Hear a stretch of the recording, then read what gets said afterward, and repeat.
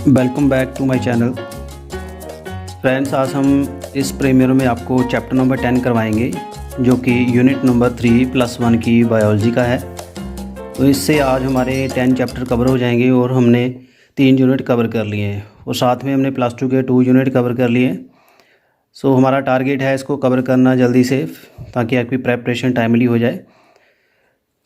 इस टॉपिक में हम आपको करवाएंगे cell cycle and cell division. तो मैंने माइटोसिस एंड मियोसिस के आपको टॉपिक्स दिए हैं, नोट्स दिए हैं, वीडियो आपने डिटेल में देख लिया होगा। तो उसके पीछे बेसिक चीज़ें क्या है वो आज आपको इसमें करवाऊंगा और मुझे उम्मीद है ये आपको वीडियो पूरा हेल्प करेगा। इस टॉपिक को समझने के लिए काइंडली वीडियो एंड तक देखिएगा और कमेंट करिए लाइव कोई भी आपको दिक्कत आ रही है। और कैसा वीडियो लगा काइंडली कमेंट करना, अच्छा लगा तो इसे शेयर ज़रूर करिएगा। चलिए अभी स्टार्ट करते हैं with the cell cycle. Cell division is a very important process in all the living cell. Living organism है, उनके सेल डिवाइड करते हैं, कुछ टाइम के बाद डिवीज़न शुरू हो जाती है। During the division of cell DNA replication कल हमने किया था वीडियो में, and cell growth take place. DNA अपना नंबर इंक्रीज़ कर लेता है, अपने जैसी कॉपी बना लेता है, उसको रेप्लिकेशन कहते हैं। एंड ग्रोथ होती है सेल की, यानी सेल में दो बेसिक चीज़ें होती हैं, सेंटर में न्यूक्लियस है, बाहर है cytoplasm. N/C ratio, nucleoplasm and cytoplasm की रेशो जब गड़बड़ हो जाती है तो सेल ऑटोमेटिकली डिवीज़न में चला जाता है। कैसे जाता है वो हम डिटेल में करेंगे।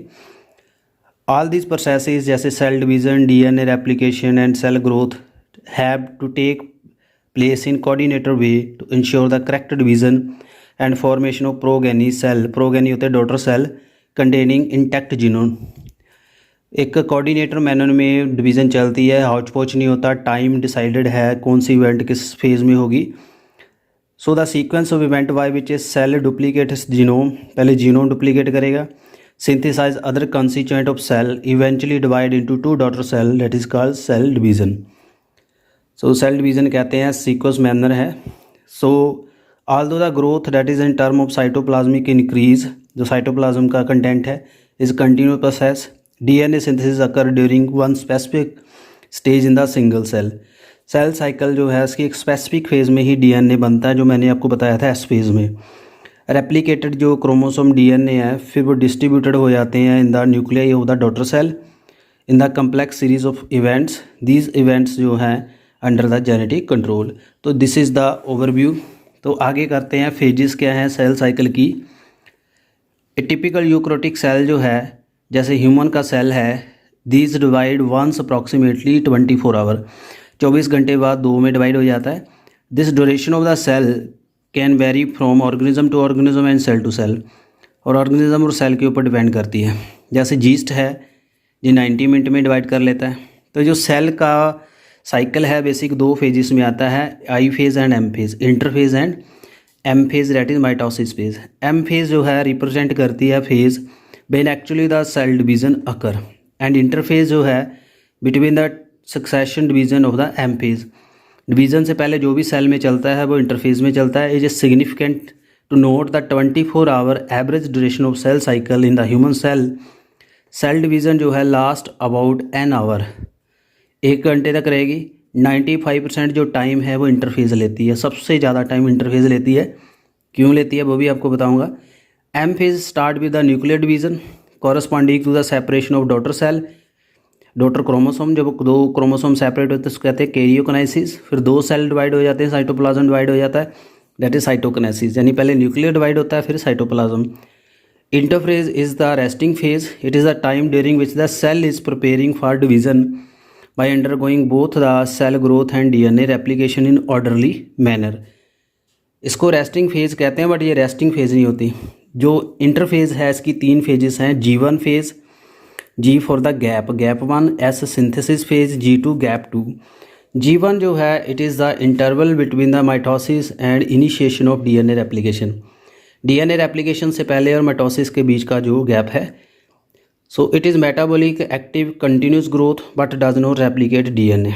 S फेज़ में डीएनए बनता है और the replication take place. During this time the DNA जो है डबल हो जाता है हर एक सेल में। If the initial mode of DNA is 2C then it will be 4C। Here is no increase in the chromosome number. If the cell had 2n number of chromosome at G1, even S phase the chromosome remain as 2n। यानी set same रहता है but उसका number increase होता है, length increase होगी set chromosome की। ये नहीं होगा कि वो 48 हो जाएगा, तो सेट सेम ही रहता है, उसका कंटेंट बढ़ता है।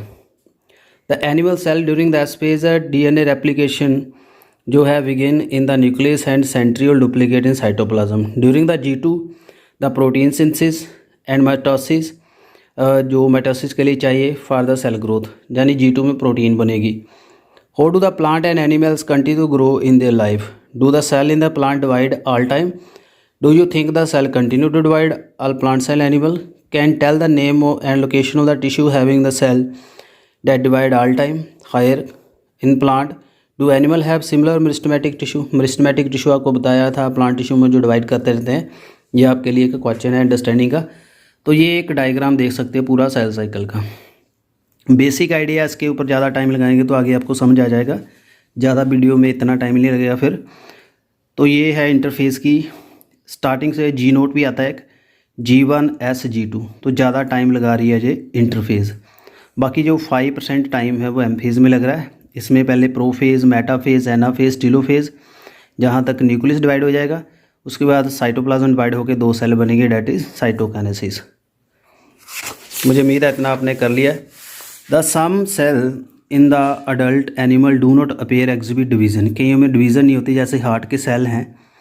And many other cell divide occasionally, need to replace that have been lost because the injury हो जाए तभी वो करेंगे। The cell do not divide further exited G1 phase to inter inactive stage that is question stage G naught, यानी ये जो cell है G note stage में ही रुक जाते हैं, इसमें G1 स्टेज में एंट्री नहीं होती। Cell in this stage remain metabolic active but no longer proliferate unless on do so depending upon requirement of organism. Division चलती रहती है, प्रिपेयर करते रहते हैं बट आगे डिवाइड नहीं कर पाते। In animal the mitosis is only seen in the diploid somatic cell, against the plant cell can show mitosis division in both haploid and diploid. ये आपको जानना होगा। उसके बाद आती है एम फेज़। एम फेज़ है division phase, most dramatic period of cell cycle involving the major reorganization of virtually all the component cell reorganize होते हैं। Number of chromosome the parent and प्रोगेनिरेम same, that is called equational division. जब DNA same रहता है daughter cell और parent cell का, उसको equation division कहते हैं। दो द कन्वीनियस माइटोसिस है division in the 4 stages, that is prophase, metaphase, anaphase, telophase.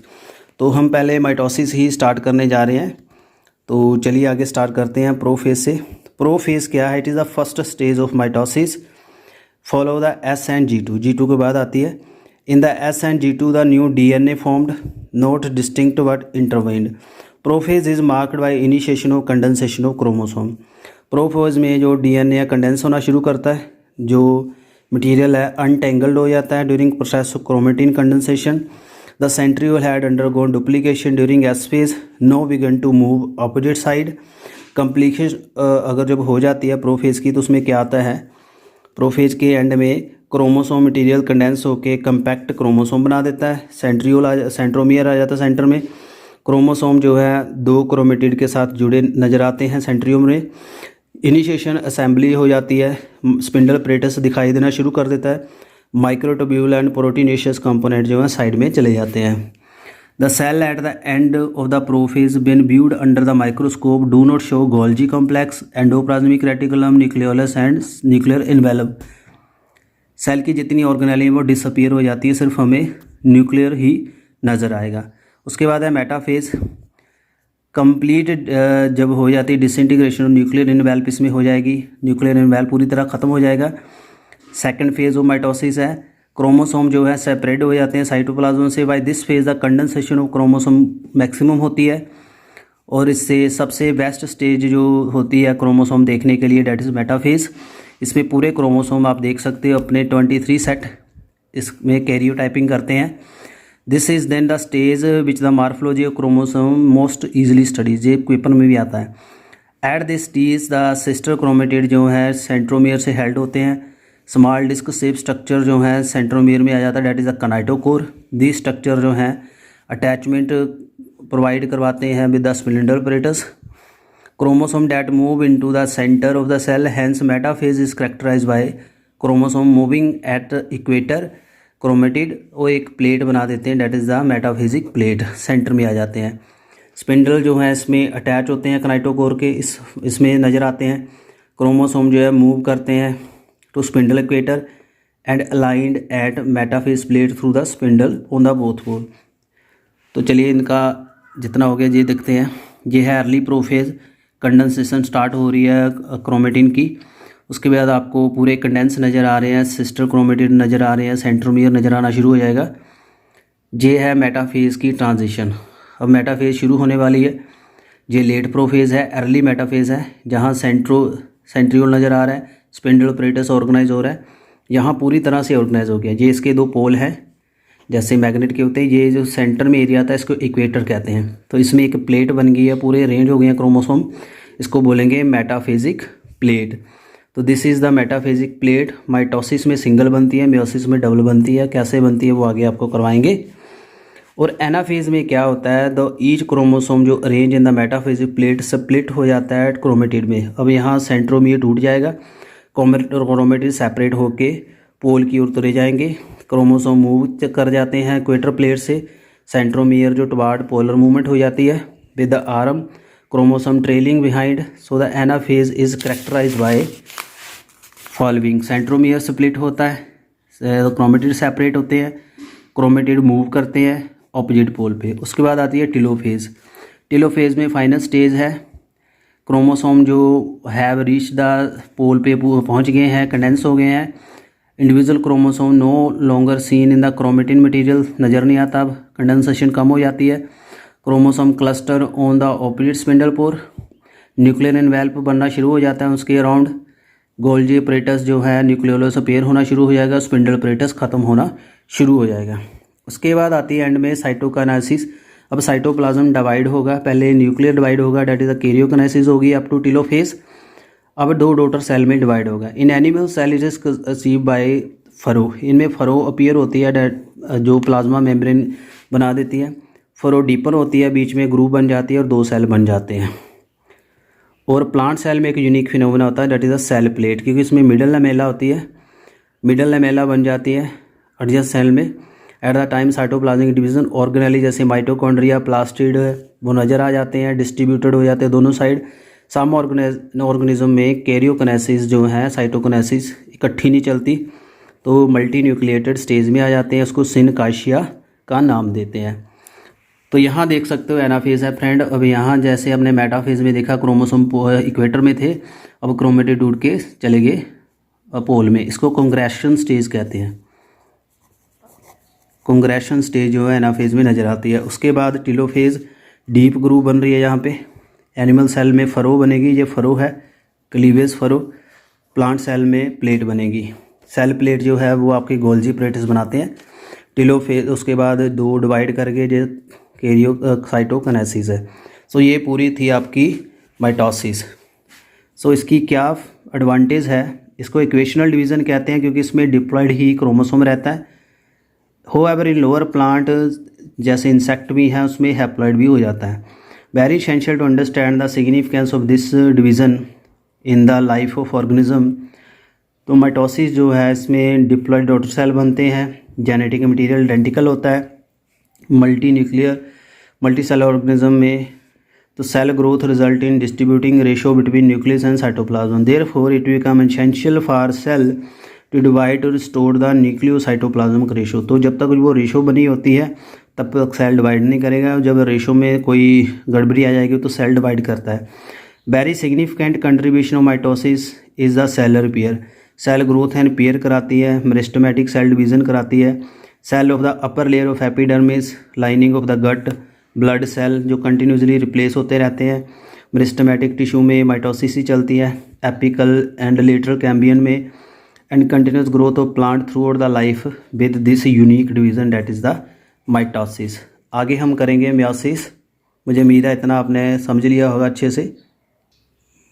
So meiosis जो है ये सेक्सुअल रिप्रोडक्शन में काफ़ी पार्ट करती है, रोल प्ले करती है गैमेट फॉर्मेशन में, क्योंकि गैमेट में हैप्लॉइड क्रोमोसोम होते हैं। So gamete are formed from the specialized diploid cell. The specialized kind of cell that reduce the chromosome number by half result in production of the haploid daughter cell. This kind of division is called meiosis. Meiosis जो है ensure the production of haploid phase in life of the sexually reproducing organism. तो इसमें gamete बनने में help करती है, that is the गमेटोजेनेसिस। तो इसके की फीचर्स क्या हैं? मियोसिस 2 बार होती है, इसको मियोसिस 1 एंड मियोसिस 2 कहते हैं। But only single cycle of DNA replication, but DNA एक बार ही रेप्लिकेट करेगा, ये आपने याद रखनी है चीज़। मियोसिस 1 जो है initiate after the parental chromosome has replicated to produce the identical sister chromatid at S phase. Meiosis involve pairing of homologous chromosome, उसमें रिकम्बिनेट बनते हैं, क्रॉसिंग ओवर यूनिक फीचर है इसका।